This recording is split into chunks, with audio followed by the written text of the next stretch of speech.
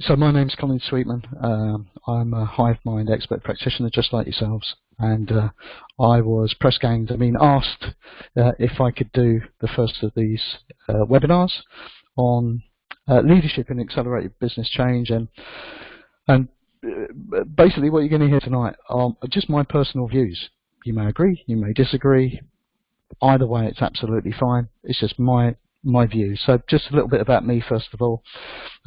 I'm not going to read slides out to you. You can read what's on the screen. But I left school at 16 as an engineering apprentice, and 6 months after I started my apprenticeship, the company went bust. So there I was, 16 years old with nothing. But I did ride a motorbike, so I worked as a dispatch rider. Then I was a plumber's mate. Then I joined the armed forces for a number of years, and then after that, I led some expeditions for a charity, helped run a flying school, and then moved into technology about 20 years ago. So it just proves I really am as old as I look in that photo. Now, I've worked with a wide range of clients, both in a delivery capacity and a coaching capacity, and three of those with HiveMind over the last 3 years. And currently I'm the coach for Vodafone in Germany, and I'm coaching their global data center teams. So I'm coaching a lot of infrastructure and database and Solaris and Oracle people out here, which is a really interesting challenge. And the aim of this session really is to provide a bit of context about what accelerated business change means to me, because what does that mean? It can mean lots of things. So I'm going to kind of look at it from my perspective very briefly, and then I'm going to talk about the nuts and bolts of this, which is really to talk about my views based on my personal experience, both as a leader and as a coach, of what we need from leaders in organisations that are trying to accelerate business change. And then finally, I'm going to signpost a couple of three resources that you might want to follow up on. So this is very much a session aimed at the people element of this. We tend to spend an awful lot of time talking about process and frameworks and things like that, but this isn't just about process and frameworks. It's fundamentally, we have to bring people along with us, and it's leaders that facilitate that. So in terms of what do I see accelerated business change as, the phrase I use is optimizing the delivery of valuable change. So that's not just about delivering things faster. It's also about making sure that we deliver the right things. It's and delivering them the right way and delivering them fast. So we need to have the right outcomes. We need to deliver things which are actually delivering value to the organization, and that are delivering value to the end users. We need to build things the right way in terms of quality. And one of the analogies I use, and those of you that know me will know that I use an awful lot of analogies, probably too many, is I think about Goldilocks quality, in that it needs to be not too good, not too bad, but it needs to be just right. Because we need to make sure that we don't gold plate things as well, because if we gold plate things, we're putting more effort into work than we need to, and that's waste. And waste is something that in the lean agile community, that's something that we really focus on eradicating wherever we see it. And the bottom line is where I'm talking about an iterative, incremental flow of valuable change into the business, where in terms of flow, when I coach teams, I try to talk to them about, think about a team or a program or a portfolio or a work stream as a pipeline. It's a delivery pipeline, and we want to optimize the flow of value through that pipeline, minimizing any kind of turbulence. And also we want it to be a continuous flow of value rather than every 3 months a big bucket of water. It needs to be iterative, because without an iterative way of delivering things, we live in the old world of blindly delivering things, and then only once a year do we learn any lessons. We want to put in frequent, valuable feedback loops around making sure that we're getting feedback from our end users to make sure that we're building the right things, but also we need to have a feedback loop for our teams so that they have a structure for continuous learning and continuous improvement. And some of the things I'm going to talk about in terms of leadership are all about making sure that your teams can be doing those kind of things. So there are 8 things I've got here as bullet points, and I'm going to talk about them in a bit more detail. There will be more things in this, obviously, but we only have so much time, and there's only so much room on a PowerPoint slide, unless we want to use a font size like a KGB microdot, which is not really very useful. You may think I've missed something, and that's fine. You know, after this session, by all means, share your insights on the Hive. We have the facilities online now for expert practitioners to start conversations. So by all means, you know, have conversations about what the leaders need to do, and your views, your personal insights from all the wide ranges of different clients and industries that you come from. And I don't know if Dave Clark is on the call. Dave, don't unmute your mic. Of course if you I are. am, Carl. Yeah, of course I am. Don't unmute your mic, Dave. But Dave, you were the man that came to mind when I thought, who would want to start that conversation on the Hive? So maybe that's something to consider after this session. Would love to. Thanks, Carl. So going through those 8 things, the first thing I've got here is about providing a clear vision and setting specific goals. Leaders in accelerated business, leaders that are in organizations that have a focus on accelerated business change have to work with their teams in establishing a very clear vision of either what the entire picture of the stuff they're delivering, the products and services are, or they may be more of an operational team, in which case we need to establish a clear vision of why that team exists. And what I've got here are some bullets which try and introduce a more people-centered approach to thinking about it, a service-led approach.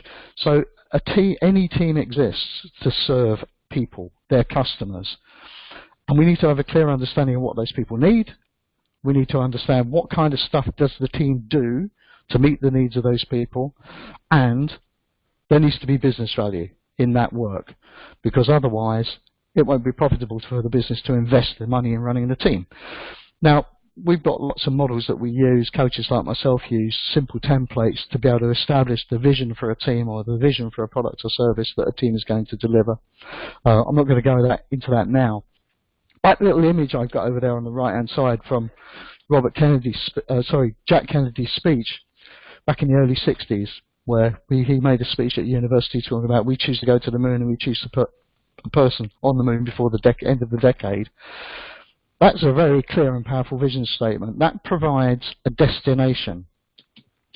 It provides a value model as well to a degree, in that it helps the people that are going to get involved in that work in understanding why are they coming to work. They're coming to work to ultimately get somebody on the surface of the moon. You will not get a better vision statement than that.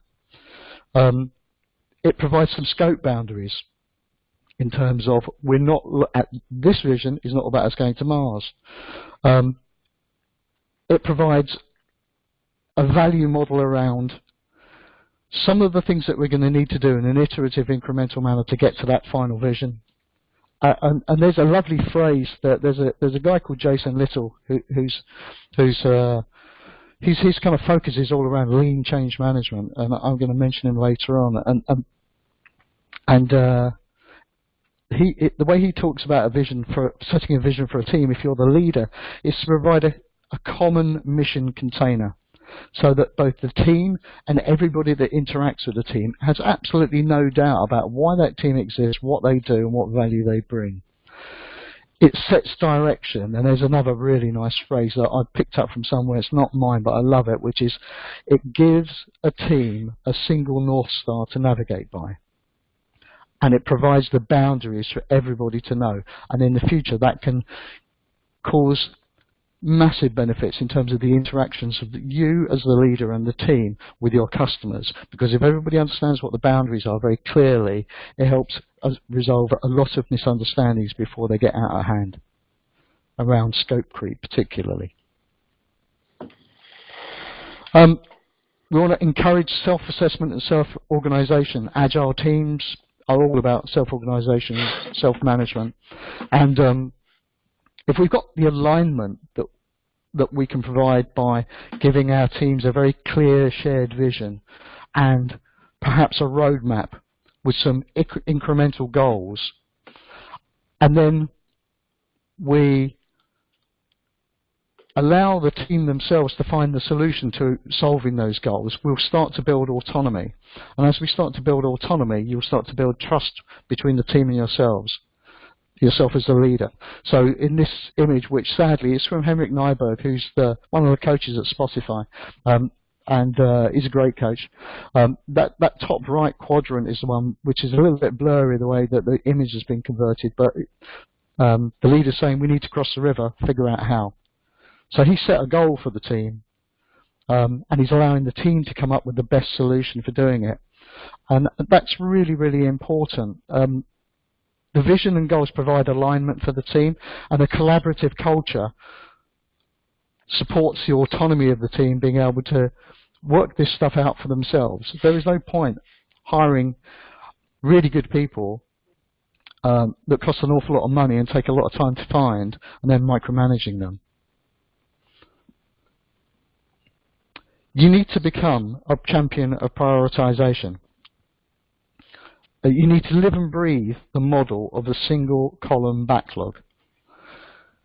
Teams and program multiple teams, and even across an entire portfolio, we need to have some way of prioritizing everything that we're going to be delivering, because if we have multiple columns of prioritization, we will have multiple demands coming from different directions about this is the most important thing to work on next. What then happens is we start to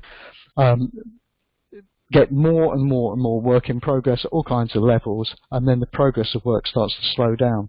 So the concept of a single column backlog is really important, and if, as a leader in an organization, you need to promote it upwards, because if you're leading a small team, ideally you want your work to fit in with a portfolio of work which is also prioritized, and you need to promote it with your internal customers. They need to come on the journey with you. In the Agile world, we talk about this key role called a product owner, about the voice of the customer, the voice of the business, who works with teams in understanding what the business needs are, and then turning that into a prioritized list of the work that needs to be delivered, which we call a backlog, the product backlog. And they own that backlog. They decide what goes in it. They decide what order the team are going to deliver it in, within certain, sometimes technical constraints. It is a core element. The concept of prioritization is a core element in accelerated business change. Our capacity is not infinite, no matter how big your bucket of money is. And we've worked with clients at HiveMind who have a very large bucket of money in some cases, and they have made the mistake previously where they think that because they have relatively deep pockets, they can start more and more and more projects. But there is always a limit, and the limit is normally how many people have you got to manage it if you outsource everything. Now, you need to use your bucket of money. Your budget needs to be focused on delivering the most important thing first. What is the most valuable thing to finish next? We need to focus on finishing things rather than starting things. Don't start new things until you have the answer to what's the most valuable thing to finish. If you fall into the trap of starting lots of things, again, you'll have too much work in progress and the pace of things will slow down. And your teams, if you lead those teams, your teams deserve better than that. Part of your job is to protect the teams from that kind of bad behavior, because it causes lots of problems for teams, lots of problems for the people in the teams at a human level. It creates stress, it creates workload-related illnesses, you'll lose your best people, it creates a lot of churn, I'm sorry, I've totally lost the thread of where I'm going here. I'm really sorry about that. So I'll park that, move on. Right, culture. This is a massive topic, obviously. So all I'm going to touch on is that a couple of things, that Culture is the stuff that you see happening all around you that's not normally talked about. And whether it's good or bad, what you want to be as a leader is you want to think about the kind of culture you want to see in your team, and then be the model for that. Be the model for what you want to see from your people. I've seen some appalling, frankly, some absolutely appalling behaviour from senior leaders in organisations, and unsurprisingly the culture in those organisations is not good, because their leadership doesn't set a decent example. You need to live the culture that you want to see, and part of getting culture to change is about starting to provide some conscious and subconscious cues for the people that work with you. And a lot of that's related to environment. Create an environment designed to support accelerated delivery teams, and that means in terms of workspace design, bring people together, allow big visible charts or information radiators everywhere, create hubs, persistent hubs for teams. That way we don't have to worry about room bookings for teams to get together to talk about, we're going to do a backlog review, we're going to do a demo, whatever we're going to do. Having a permanent hub for a team reinforces them developing their own team culture. It encourages other people to want it. They'll see a team that are given their own dedicated workspace and are allowed to put their own stuff up and work the way that they feel is the best way to collaborate together, and it will create a desire from others in the organisation and other teams to want to work that way. Facilities and tools. Perfect example of something to consider is that I was working with a client, I won't say exactly when because it might narrow them down a bit, but not that long ago, where a month before I hit the ground with them, I said, I can tell you, you're going to need lots of whiteboards on wheels. And they went, oh great, and I said, no, this sounds really trivial, but you are going to need lots of whiteboards on wheels, and you're going to need lots of post-it notes and lots of Sharpies and lots of magnets. And then I revisited them about 6 months later, and they still hadn't got any whiteboards on wheels because there was nowhere to put them while they were being built, and procurement weren't sure which supplier to buy them from, and they were worried about spending an extra 10 quid on each 250 quid whiteboard, and unsurprisingly that had a dramatic impact on teams being able to visualize their work and then optimize the flow of that work. So you need to deliver tools fast for people. You need to allow experimentation, to let people try different stuff. Potentially when you set up a team, if a team's going to be working in a very different way, you might need to give them fundamentally different rules about what they can buy and what they can use. You can consider allocating specific funding which is outside of your current procurement model for them to make discretionary spending through you as the leader to help them get the tools they want to try really quickly. You need to consider all the different people that are involved in getting a team mobilized and talk to those support teams and consider how you are going to transform a way of supercharging a support model for new teams, so that ideally the perfect world would be they would have all the kit they need in all the right places from day one to enable them to be as productive and get up to speed as quickly as possible. I have seen a number of cases where it's taken weeks and months for trivial things to get in place for teams, and every time they run out of post-it notes, these trivial silly little things slow down the pace at which that team can deliver and the quality of the work that they do, because they get to spend part of their time chasing admin.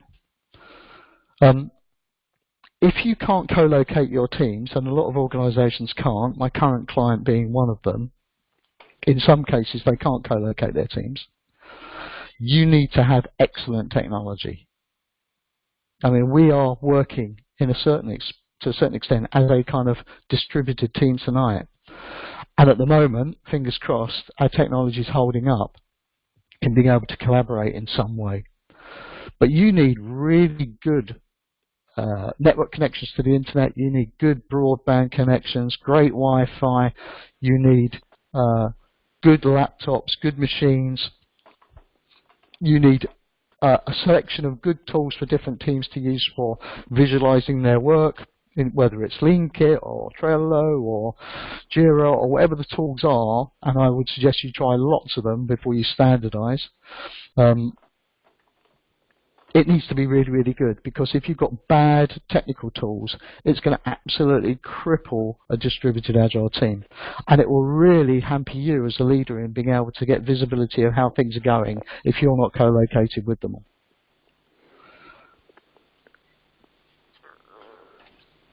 Related to this is that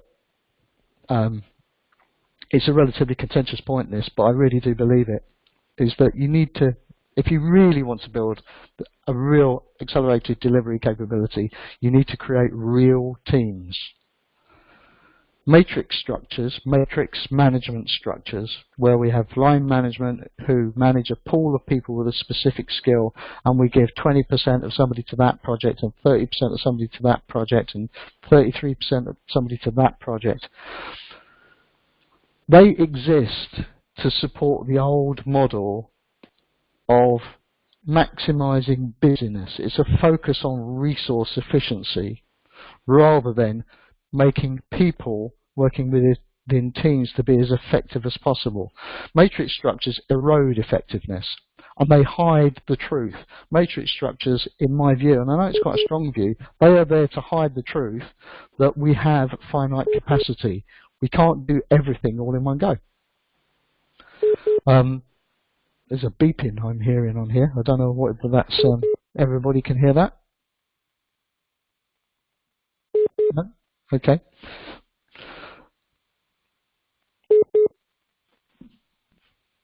Can anybody hear me, Richard? Yeah, we'll just need to switch our mics off. No, I think we turned that off, Cole. Okay, great. Okay. All right. Thanks very much. Cheers. Sorry, I wasn't sure what. I thought my. All right. I'm sorry. I thought my laptop was going to self-destruct then. We need to create. If we've got a bunch of undelivered value and it's important, then we need to create a team to deliver it based around a major theme. And a phrase that Dave and some of the other people in the network use a lot is this concept of a work stream, which is a kind of a persistent pipeline, delivery pipeline, which is based around a major theme. At Scotia Gas, there's a customer experience work stream which has Custodian involved, and it's had other people involved, it's got third-party suppliers involved, and it flexes.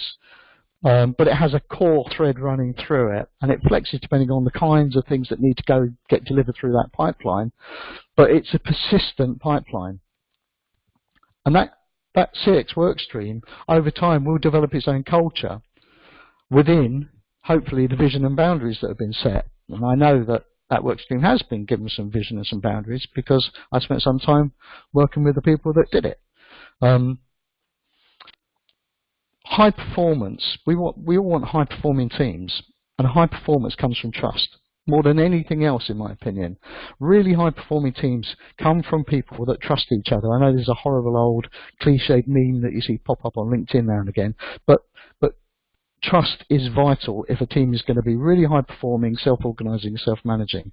And trust fundamentally is built through shared experience, because we work together and we've gone through maybe some tough times and we've seen each other's strengths and weaknesses.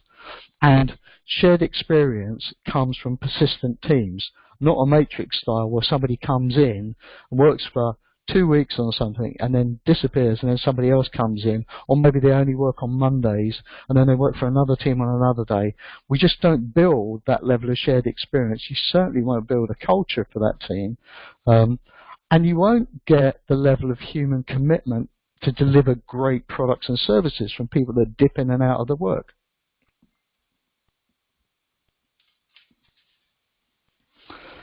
So focus.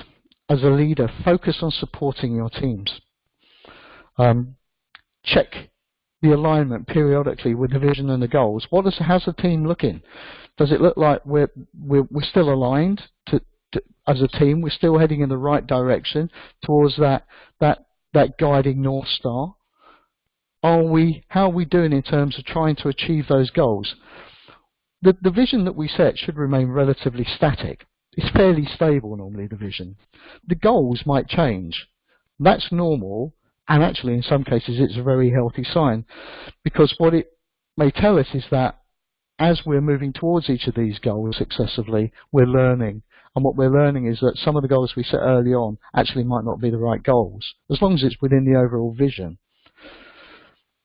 Make a real visible effort to remove the blockers that the team can't remove themselves. I mean, some of the most effective leaders I've ever met are people that just kind of get stuff done and nobody even really notices it, and that's fantastic.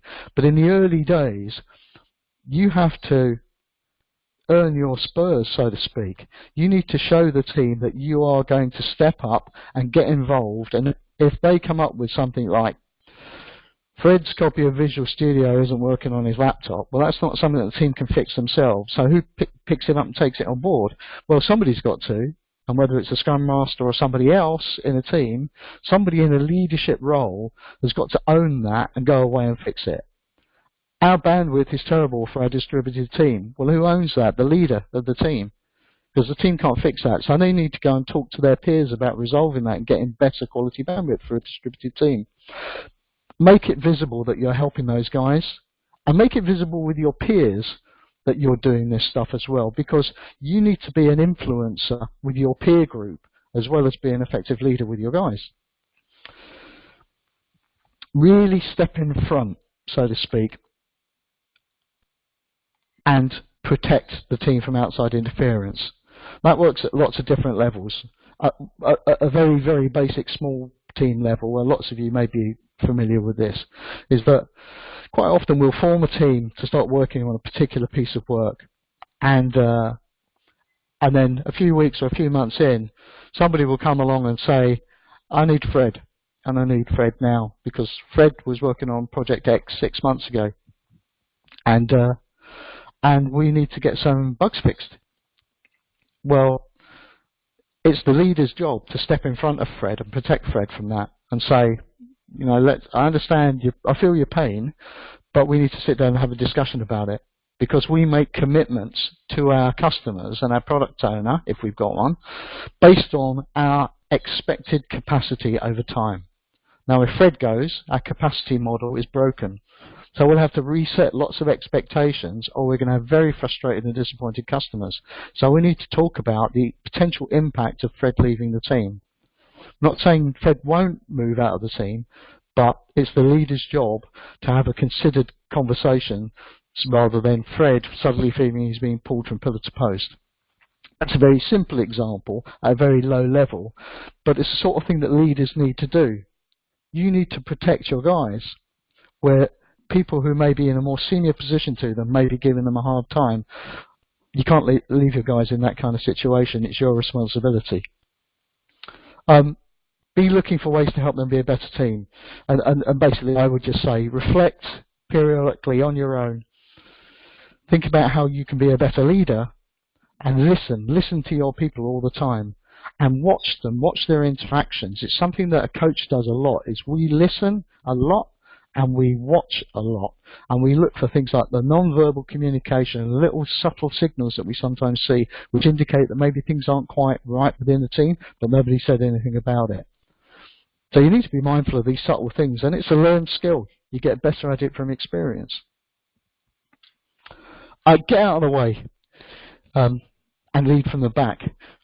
Now, I've talked about stepping in front of the team to protect them, but most of the time you want to be leading from the back. And the analogy I use is that this is not a situation where you say, right, follow me, and keep on telling them to hurry up. This is a situation where you say, there is our next goal. I'll help you when you stumble, and I will carry my share of the load till we get to the next goal. And then we'll reset, and I'll show you where the next goal is. That's how leaders lead from the back. You you need to trust that team and show that team that you're not going to come in and micromanage them and ask them about how's that going and have you done this and what about that.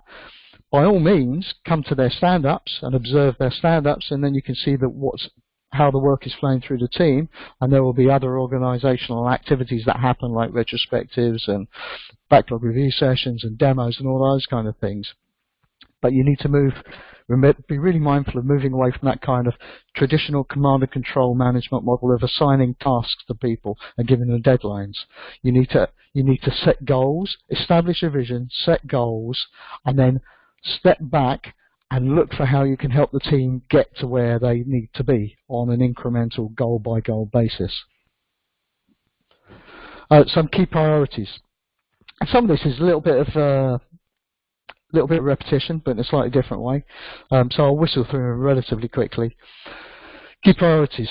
Your prime directive is to create and lead an excellent team. If you are a leader in an accelerated business change context, that's it. That's what you're there for. That's what should be the top line in your annual appraisal. Whether it is or not is another thing entirely, and possibly a conversation for you to have with your line manager.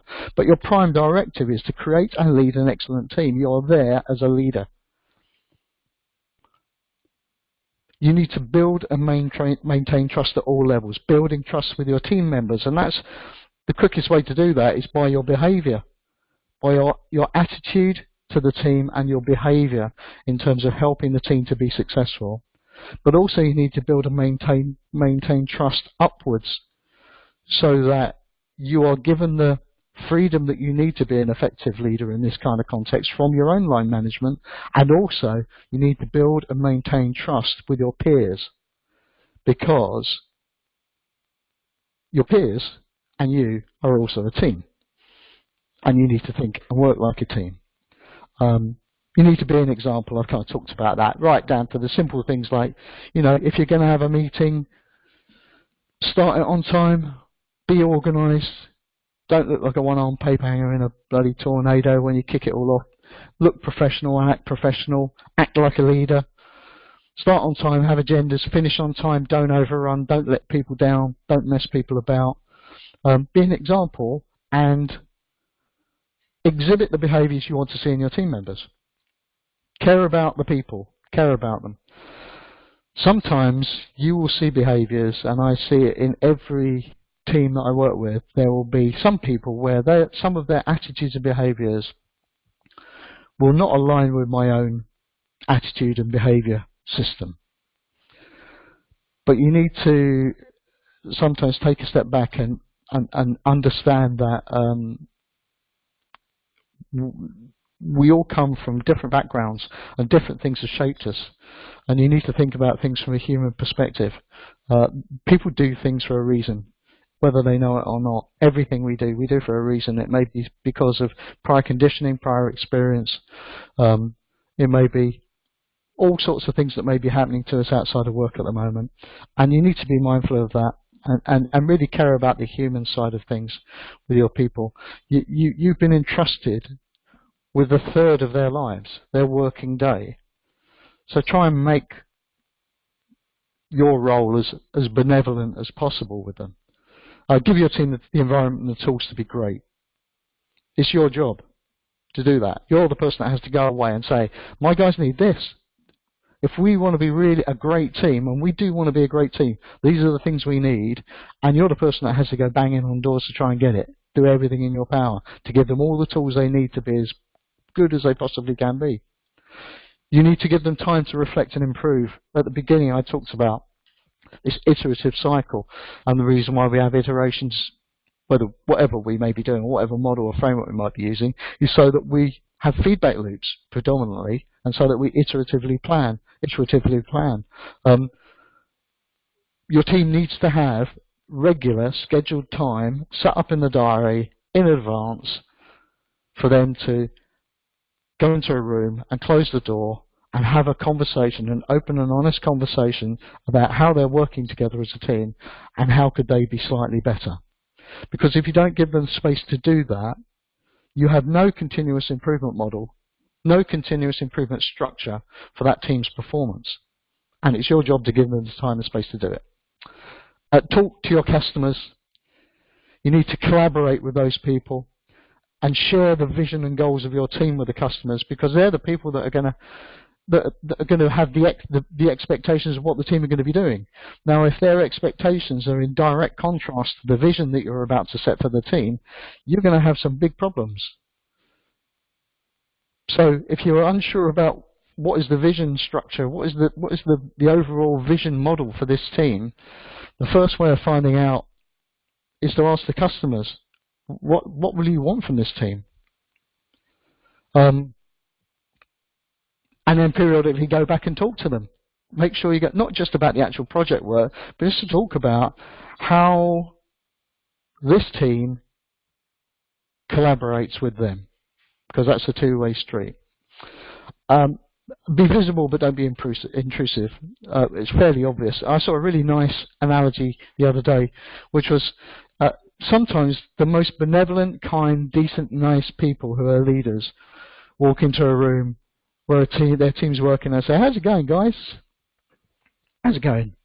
And all they really mean is they are being the really nice, supportive, great type of leader that we've been discussing. But what their team sees is this thing called the invisible gun, where, as far as the team is concerned, that's the person that maybe hired them, certainly may be doing their appraisals, almost certainly will be measuring in some way their individual performance, and therefore they will always be a little bit guarded with you. It's human nature. Even if they've worked with you for quite a long time, that's always going to exist. So you need to be aware of the fact that if you're a leader, you may be the leader of the team, but you're never going to really be the same as the team members.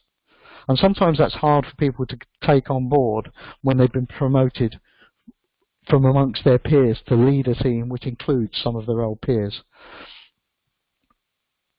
So some pitfalls. Assuming that a bigger team will deliver more. I mean, this is an old chestnut. Brooks' law is the old thing where the fallacy that the Brooks law actually says if you add more people to a software development project that's already running late, it will run even later. And actually it's related to the kind of network effect. The reason why Agile teams are small is because they need to have very rich levels of collaboration. If you ever do a kind of a network effect calculation, you'll see how incredibly complex the potential and needed lines of collaboration and communication are on a team once it starts growing above a certain size. So small teams, wherever possible, keep small teams. Ignoring the capacity of teams. I've talked about this quite a lot. If we've got teams that are using Kanban, we have our WIP limits in place.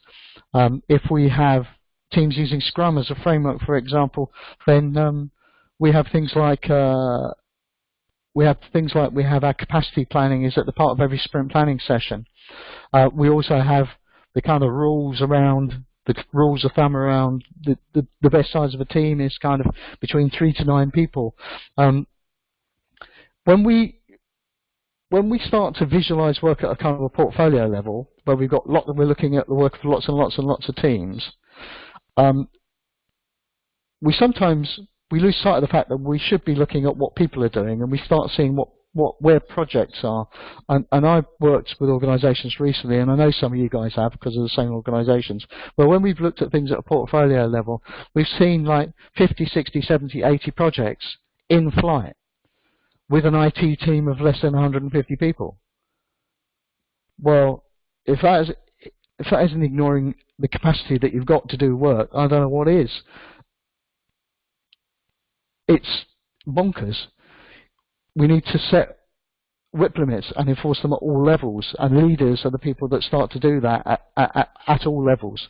And if your team sets a WIP limit at a team level, you're the person that needs to protect them when they start getting a lot of pressure from outside to take on more work than they can really do.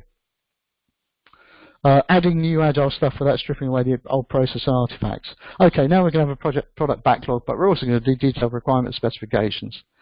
Now we're going to have we're going to do demos and show and tells, but we also have to have a change approval board, crazy stuff like that.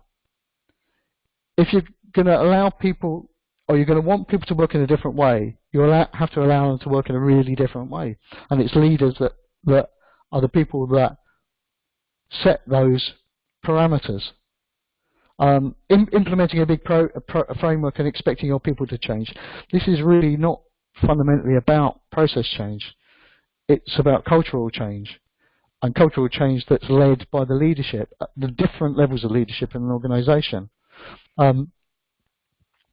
It's not as simple as spending a load of money on implementing a big framework, and I'm not going to talk about specific frameworks because it's not relevant.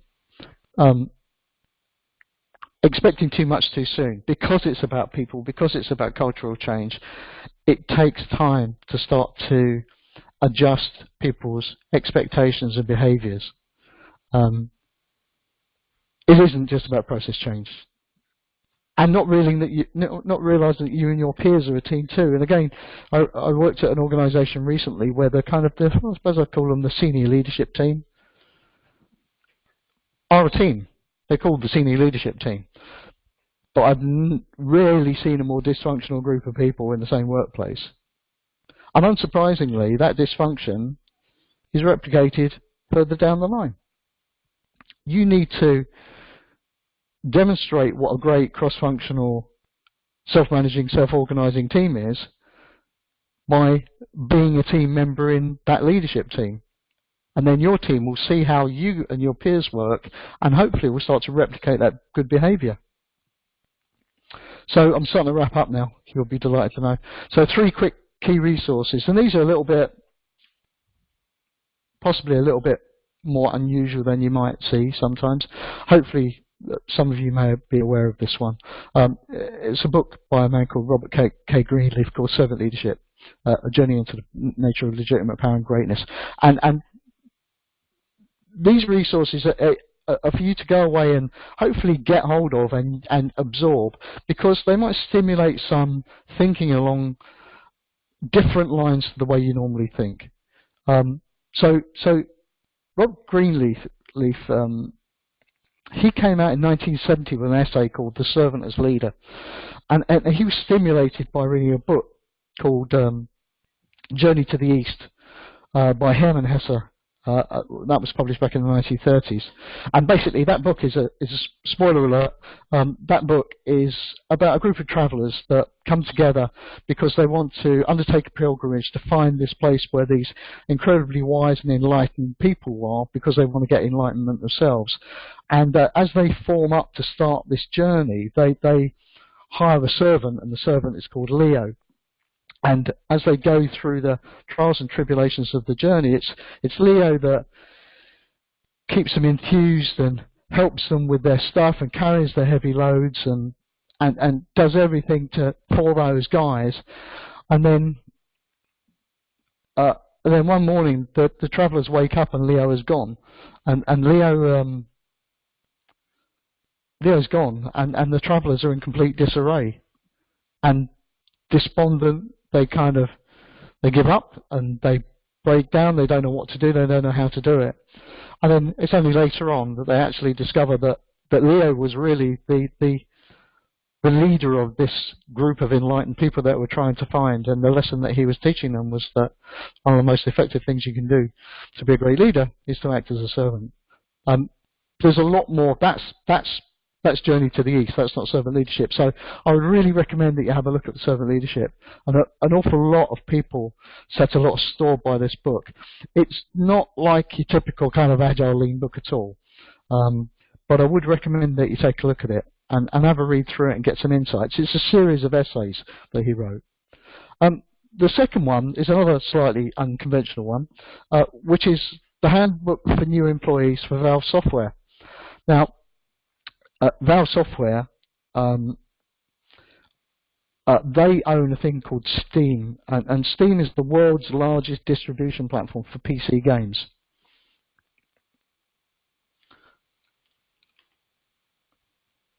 Hopefully you can still see my slides, and if you can't, you'll tell me, I'm sure. Steam is the largest distribution platform for PC games, and Valve, the company, was founded in 1996 by two guys, and now it's owned by one guy. It's hard to understand what the net worth of the company is. In 2012, the net worth was about $3 billion.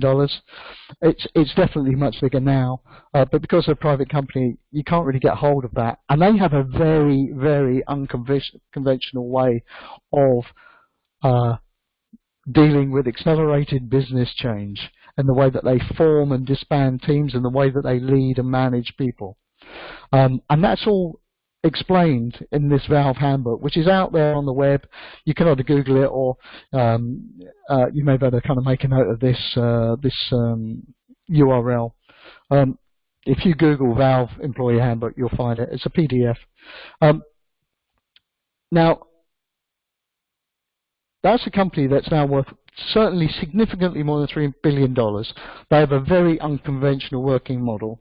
The revenue in 2014, which is the most recent figures I get, $730 million, and there are only, because I checked about an hour before this, they currently have 98 people on staff, including the founder.